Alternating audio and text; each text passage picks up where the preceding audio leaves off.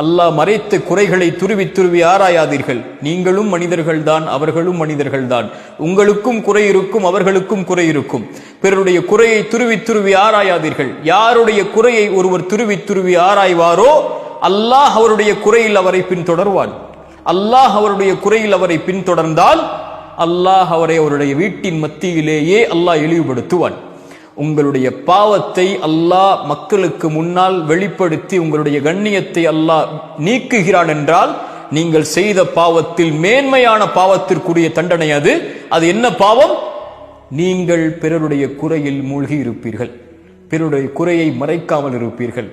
இந்த பாவத்தை செய்பவனை அல்லாஹ் அவனுடைய குறையை வெளிப்படுத்துவான். யார் ஒருவர் பிறருடைய மானத்தை பாதுகாத்து அவருடைய குறையை மறைப்பாரோ அல்லாஹ் அவருடைய குறையை மறைப்பான். ஏன்? ஒரு முஃமினுடைய மானம், ஒரு முஃமினுடைய கண்ணியம் இந்த உலகத்தில் இருக்கக்கூடிய அனைத்தை விடவும் பெரியது.